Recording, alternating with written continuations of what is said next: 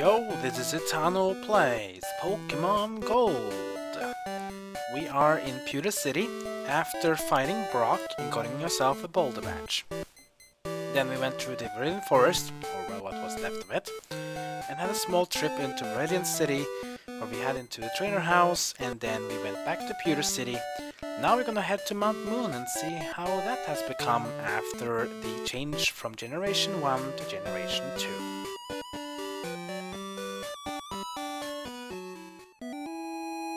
Here we see, where are the people? Oh, there's a guy up here.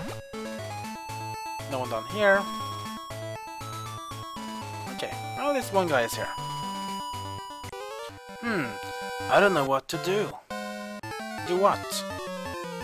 Yes, you probably can see that there has been a bit of a change of trainers. That's basically how they have done most of Kanto.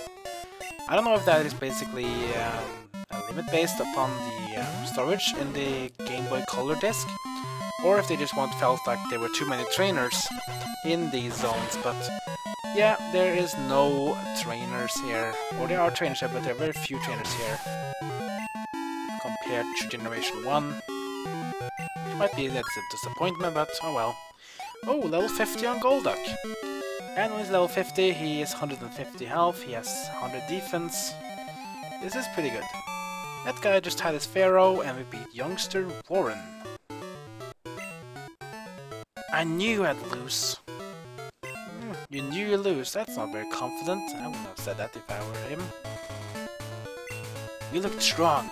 I was afraid to take you on. You should never be afraid. Always battle. Okay, I don't think there's nothing need to go jump there, but this guy maybe wants to fight. I can run like the wind. Okay. Run like the wind then. Youngster Jimmy. Jimmy! Eradicate is his Pokemon of choice. Versus Golduck. I'll just surf on the waves. I think I should have to put my change of experience now, because I think Golduck is getting 50, it's pretty good. I want to have a whole Pokemon team of 50-ish now. I have to change a bit of my Pokemon. Anyways, Surf is not for Eradicate, more XP for Golduck. Next up is Arbok. Arbok, a pure poison type, so I'll switch out to Sandslash. I actually only have our Sandslash and Muscle as the only Pokemon left in my team that is not level 50. I think I will be using, I think I'll give XP share to Muscle because he's pretty decently leveled away, and he has the XP boost because of traded Pokemon, so he should be leveling a bit faster than Sandslash. Dig on the Arbok, and down he goes. And we beat youngster Jimmy. Blown away! I wear shorts the whole year round. That's my fashion policy. Your fashion policy? Okay. I guess people are a bit weird in these games. Anyways, I can't even take out the XP share because I'm pretty sure I have full inventory here. I think we can do things here. Use an elixir, I guess. Kind of waste, but I'm not really worried. I'll just use this so I can take away the XP share from Golduck, and I'll give the XP share to Muscle. He's holding the Quick Claw, but we don't need that because we already used him in battle. Let's see, let's give Golduck an item to hold as well.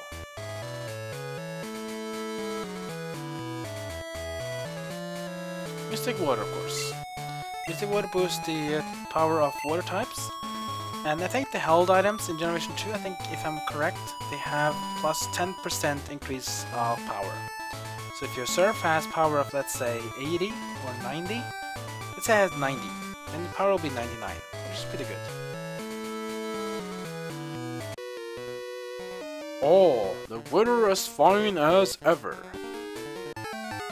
Yeah, there's no weather things in Generation 2, but that came in Generation 3 actually.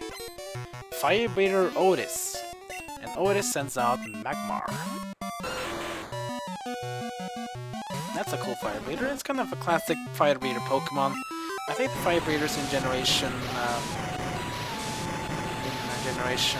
2 you can only use like Magmar, Coughing, and Wheezing. I don't think they really use much more than that. You take out the Magmar at least without much problem. As you can see, good XP for Muscle here. Wheezing is our next opponent. And since Sandslash needs to get leveled a bit, we'll just use him as well. We switch out Golduck and in comes Sandslash. I'm just going to dig underground and get this thing rolling. Smog won't help when I'm on the ground, but Dig will. And rip through the health of Wheezing. Super effective move. Really good. More XP for Sandslash. And next up is Magmar again. I just stick to Sandslash because he needs the XP. And I'll just dig on the ground one more time. Fire Punch could be good, but I'm not even there. But now I'm here, and I dig just in the face of Magmar. He will not take that well, and down he goes. Boost XP for Muscle, and we beat Fire Breather Otis. It's sunny, but I'm all wet. Okay. When it rains, it's hard to get ignition. I can imagine that if you're a fire breather, but it's getting wet when it's sunny. I guess it's sweating then. That's a bit nasty. So we move on a bit here. We have some place we can find Pokemon here. This place we can find the sparrows and so on. You can also find Jigglypuff here, and also Clefairy, I think. Both of them should be able to be caught in the wild in this place and in Mount Moon. Step right up and take a look. Okay, we can do that. And we face against Fire Breather Bert. And Bert has a Coughing. That is of no surprise, I guess.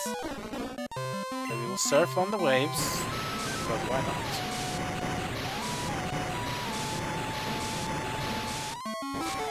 This is good. Down it goes. Yep. We get some boost XP for Muscle as well. Next up is Slugma. One of the new fire Pokemon in Generation 1. I mean Generation 2, of course. Slugma is a very slow Pokemon.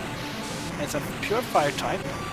And Slugma's evolution, though, called Life Cargo, is actually a dual type, rock and fire type. Which is a new combination as far as I can remember. Really weak to water, but it's a bit more tankier. And we beat Fire Breather Bert.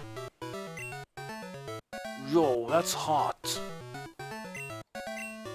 The greatest fire breather in Kanto. That's me. But not the best trainer. At least that guy should get some credit. I mean, at least he admits he's not the best trainer. Oh, look at this. In Generation 1, there used to be a Pokemon Center here. But it is gone in Generation 2. So, let us go into Mount Moon. But I have to warn you a bit. Mount Moon is completely changed. It's been changed quite a bit since Generation 1, but oh well, at least it has some new cool stuff, but at the same time some weird stuff. Before I go though, I'm gonna change my Pokemon a bit actually. You'll find out very soon why I'm doing this. So, let us go into Mount Moon. Oh look! It's been a while, Citano, since I lost to you. I thought about what I was lacking with my Pokemon, and I came up with an answer. Citano, now we'll show you! This is the final battle against your rival. You can even see there he has a new sprite. This is the final battle against the rival in Generation 2. And he has 6 Pokemon, and first up is Sneasel. That's why I had Muscle out first, because Sneasel is 4 times weak to a fighting type move, and since cross chop hits like a truck, let's use it. We will use Fur Cutter for me for some reason, I don't understand. Cross chop, which is super strong. And the crit as well. I wonder how much damage it does Sneasel. I think I probably did over 400 damage there or something. Really, really a lot. Muscle, of course, he gets all the XP from this, and this means he'll be digging 44. Good job, Muscle. Next up is Golbat. Okay, so he doesn't have evolved his Golbat to Crobat yet, but that's fine. For a Golbat, I'll be switching to, let's see, usually need XP more Golduck or Typhlosion. I'll go with Golduck for this. Both of them have a move that's super effective to Golbat, but not the stab move, but I'll do the Ice Punch with Golduck. We use Confusion too, but I think Ice Punch is more damage than Confusion. Super effective anyways, and down goes the Golbat, not Golduck. And XP for Muscle. Next up is Magneton. Magneton, now a Steel and Electric type. You want to use Typhlosion for him. So we switch out for Typhlosion. And we're going to charge our fires and burn this Magneton down to its core liquid steel. I think it's a bit weird that they changed it to steel. Yeah, it does fit that it should be a steel type, but I feel like it's become much weaker. It was pretty cool in Generation 1 actually. Now we are halfway with Danny. Next up is Feraligatr, the fully evolved form of Totodile, the guy we faced also in the last time in the trainer's house. Bell will be the opponent. Actually, Feraligatr was the Pokemon I chose, or Totodile, for that matter. When I got my original Pokemon Silver game on the Game Boy, I actually chose Totodile as my first starter Pokemon. I don't really regret it. Totodile also has the ability to do Bite or Crunch, which is a Dark type move and it's super effective against Psychic types. So Totodile is a really strong starter in my opinion. Probably the strongest, I would say, of the three.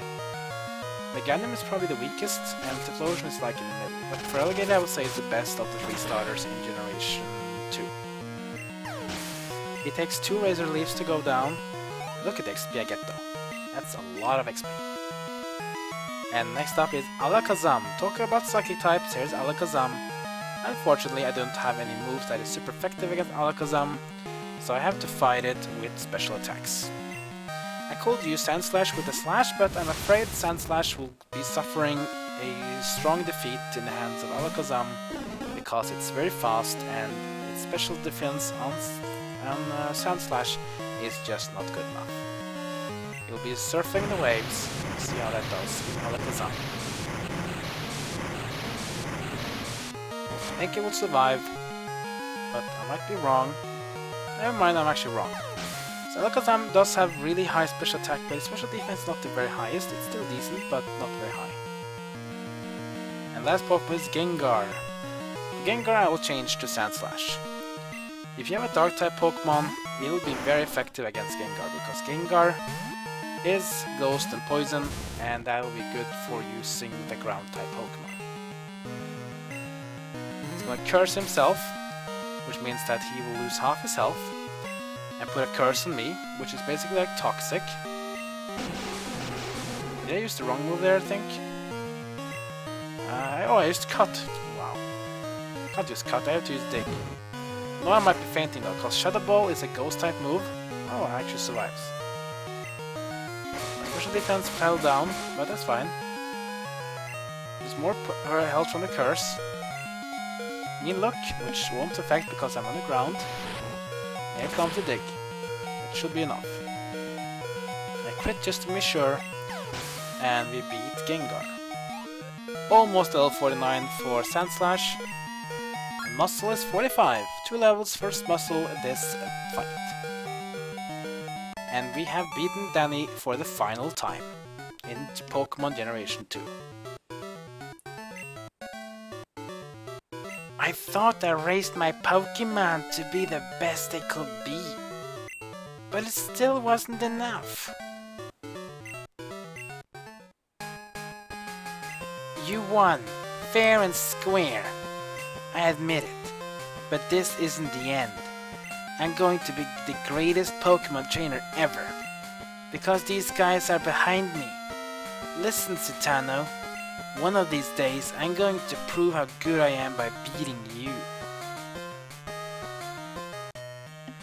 So, this was the final battle against your rival, but don't think this is actually final time. You can face him in the game though. He has one of those events in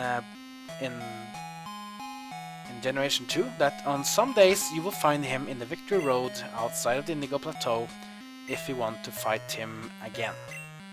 But if not, then you just have to wait until you can fight him again. But yeah, you can battle him again outside of Victory Road at certain days. But that's basically the last scripted battle against the rival. I don't want to use repels here because this place is so small. I get a Zubat level 6. I'm just gonna go in here and go out here. This is a new place. Mount Moon Square, Dumbledore. This is a new place in Generation 2. Basically, Mount Moon now has a center that is free from the mountains. At certain days, can't remember which, but certain days, on nighttime, you can see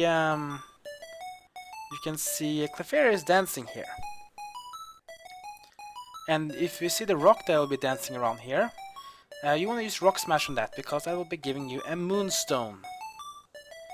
Oh yeah, of course. When will they dance? Well, think about the day. Moon. Moon Monday. So Monday evenings, or basically when it's nighttime or evening time in Mondays, you can come here and see the Clefairy dance, Rock Smash the rock here and get a Moonstone. Also, I found out about the rival, by the way.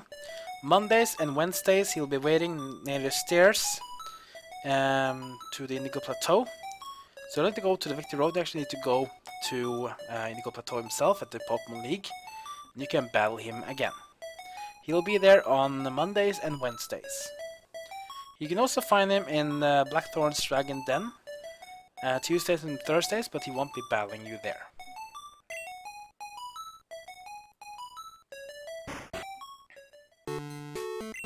When the sun goes down, the fairy comes out to play. Welcome, how may I help you? You get some cool stuff here, and this is one of the coolest stuff of them all. Freshwater, soda pop, and lemonades. Yes, these cool things you could buy from the vendor machine at the top of the Celadon department store. You're gonna go buy one of them at a time, but this guy, he wants to sell you all of these basically for as many as you want. And technically lemonades are more worth than Hyper Potion, but we have gotten to a part now of the game where we have so much health that a lemonade is not enough to go for. A bit sad. But we have too much health on our Pokemon, so I need to use Hyper Potions. Hyper Potions restore 200 health, while the lemonade only stores 80. The other ones store 60 and the other one's 50, just like a Super Potion. So unless you are here on an evening, there's nothing much more to do here in the Mount Moon Square. So let's go out here and go out through this place. Now we are on Mount Moon, just outside Mount Moon. On the other side, this is route number 4. This means to the east of here we'll get to Cerulean City, if you want to, or you can just continue and go the other direction. Anyways, I'm actually going to end the part right here. The whole part of this part was just to show off Mount Moon. We've got to battle Danny for the final time. You can still battle him later if you want to, but that's the last final time you can battle him. In the next part we're going to get our hunt for the other badges. We're going to go and first I'm actually going to battle the trainers in this route, and I'm going to go to Cerulean City, explore stuff there. Then we're going to head down to Pallet Town, and then we're going to head down to Cinnabar Island, and then see if we can find the trainers there for our badge number 7 in Kanto and number 15 overall. If you have any feedback on Let's Play and want to discuss this game, then leave a comment below this video. If you want to be notified when I upload more parts and other stuff on my channel, then go ahead and hit that subscribe button. With that, I just want to say, thank you for watching, and I'll see you all next time.